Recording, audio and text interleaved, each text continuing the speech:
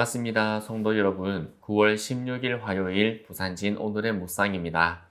오늘 저희가 함께 나누실 말씀은 역대하 2장 1절부터 18절까지의 말씀입니다. 솔로몬이 여호와의 이름을 위하여 성전을 건축하고 자기 왕위를 위하여 궁궐 건축하기를 결심하니라. 솔로몬이 이에 짐꾼 7만 명과 산에서 돌을 떠낼 자 8만 명과 이를 감독할 자 3,600명을 뽑고 솔로몬이 사절을 두로왕 후람에게 보내어 이르되 당신이 전에 내 아버지 다윗에게 백향목을 보내어 그가 거주하실 궁궐을 건축하게 한 것 같이 내게도 그리하소서.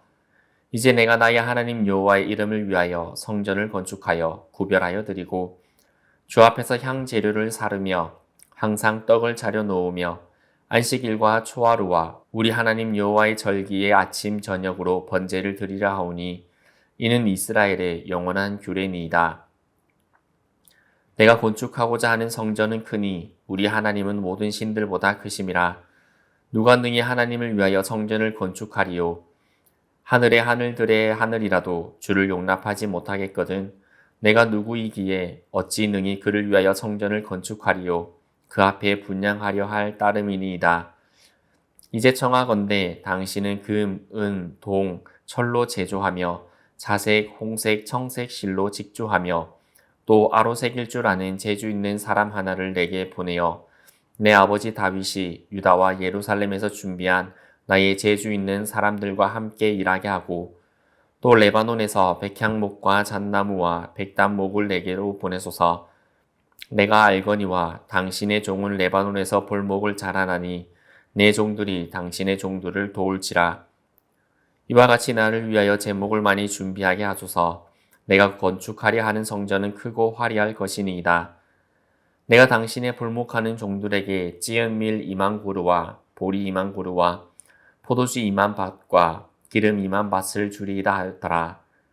두로왕 후람이 솔로몬에게 답장하여 이르되 여호와께서 자기 백성을 사랑하심으로 당신을 세워 그들의 왕을 삼으셨도다.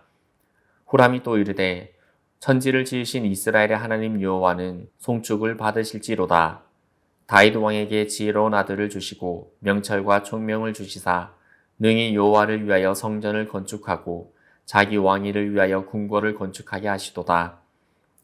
내가 이제 재주 있고 총명한 사람을 보내오니 전에 내 아버지 후람에게 속하였던 자라.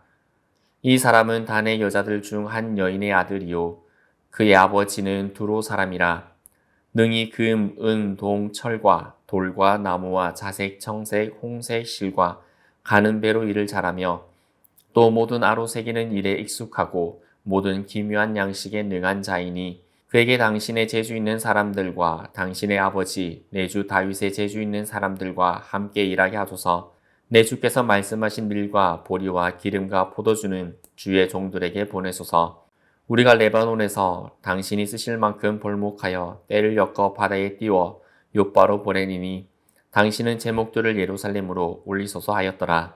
전에 솔로몬의 아버지 다윗이 이스라엘 땅에 사는 이방 사람들을 조사하였더니 이제 솔로몬이 다시 조사하매 모두 15만 3,600명이라.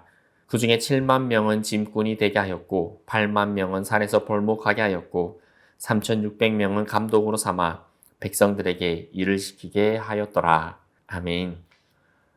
우리 인생에는 늘 무엇을 먼저 할 것인가 라는 질문이 있습니다. 솔로몬은 왕위에 오른 직후에 궁궐이나 군사력보다 성전을 먼저 건축하기로 결심하였습니다. 왜냐하면 하나님을 예배하는 것이 하나님의 나라, 그 백성의 기초이기 때문입니다. 그런데 기억할 것이 있습니다. 성전 건축은 사실 하나님께서 처음부터 원하신 일은 아니었습니다. 하나님은 본래 광야에서 성막을 통해 백성들과 동행하셨습니다. 움직이는 장막은 하나님이 특정 공간에 갇히지 않으시고 백성과 함께 어디든 가시는 분임을 잘 보여주었습니다. 그러나 다윗의 소원과 백성의 현실적 요청을 하나님께서는 거절하지 않으셨습니다. 그분은 백성의 연약함을 받아들이시고 성전을 허락하셨습니다. 이것이 바로 우리를 존중해 주시는 하나님의 수용적 은혜입니다. 하나님께서는 하나님께 필요하지 않는 그 성전을 허락하시면서 하나님의 백성이 하나님을 가까이 경험하도록 허락하신 것입니다. 이처럼 솔로몬이 성전을 건축하기로 결심한 것은 단순히 건물을 짓는 것이 아니라 삶의 우선순위를 예배에 두겠다는 고백이었습니다. 그렇다면 이제 우리는 이 본문을 통해 무엇을 배워야 할까요? 솔로몬이 성전을 준비하는 과정을 보면서 오늘 우리의 예배와 삶의 우선순위를 다시 세워보기를 원합니다. 먼저는 예배가 삶의 우선순위가 되어야 합니다. 솔로몬은 여호와의 이름을 위하여 성전을 건축하기로 결심했습니다. 자신의 왕궁보다 먼저 성전을 세우려 했습니다. 성전은 하나님의 임재를 상징하는 곳, 그리고 하나님의 이름을 높이는 자리였습니다. 솔로몬은 나라의 기초가 정치적 안정이나 군사력에 있는 것이 아니라 하나님을 예배하는 일에 있음을 알았습니다. 오늘 우리의 삶도 마찬가지입니다. 우리의 삶의 우선순위가 예배에 있을 때 나머지 모든 것들이 제자리를 찾게 될 것입니다. 그리고 성전은 하나님을 위한 집이 아니라 예배를 드리는 자리라는 것입니다. 솔로몬은 두로와 후람에게 편지를 보내며 이렇게 고백합니다. 하늘과 하늘들의 하늘이라도 주를 용납하지 못하겠거든 내가 누구이기에 성전을 건축하리이까.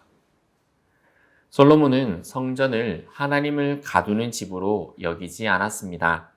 성전은 하나님을 제한하는 공간이 아니라 하나님의 이름을 높이고 예배를 드리는 자리임을 분명히 하였습니다. 성전 건축을 준비하면서도 그는 겸손한 예배자의 자리를 잃지 않았습니다. 솔로몬의 성전은 물리적으로는 고대 근동 지역의 거대한 신전들과 비교한다면 작은 편에 속하였습니다. 그러나 이스라엘은 최고의 재료와 기술을 총동원하여서 성전을 화려하고 웅장하게 지으려 하였습니다. 그것은 하나님의 위엄을 드러내려는 인간적 시도였고 온 백성의 헌신과 신앙 고백의 총집합이기도 했습니다. 그러나 우리가 또 기억해야 할 것은 그와 동시에 눈에 보이는 화려함을 신앙의 근거로 삼으려는 인간적인 욕망도 함께 담겨 있기도 하였습니다. 그래서 하나님은 성전의 규모나 금으로 된 장식보다 그 안에서 드려지는 진실한 예배와 겸손한 마음을 기뻐하셨던 것입니다. 또한 성전은 열방과 함께 세워지는 집이며 공동체적인 사명이었습니다.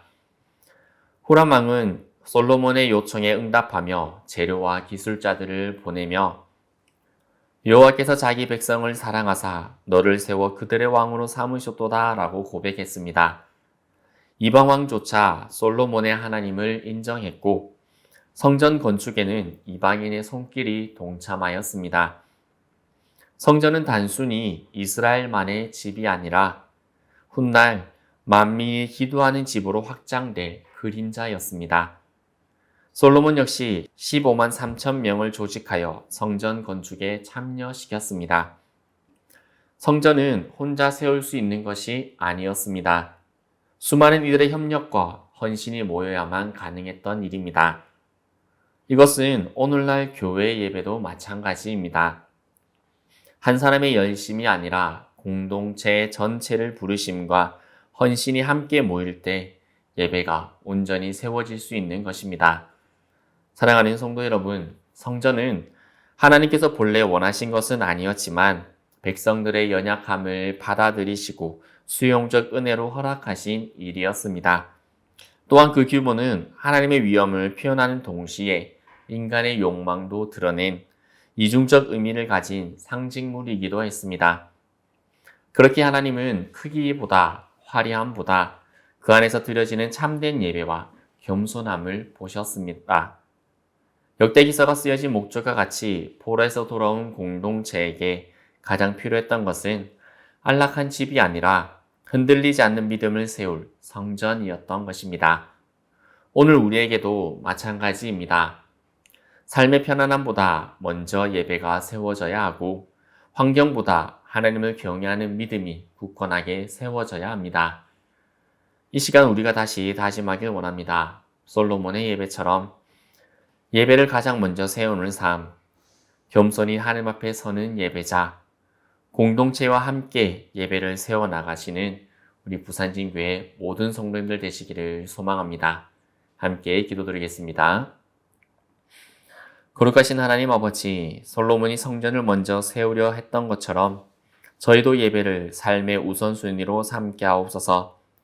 화려한 건물보다 주님의 이름을 높이는 참된 예배를 드리게 하시고 오늘 하루도 흔들리지 않는 믿음 안에서 거하게 하옵소서. 예수 그리스도 이름으로 기도드리옵나이다. 아멘.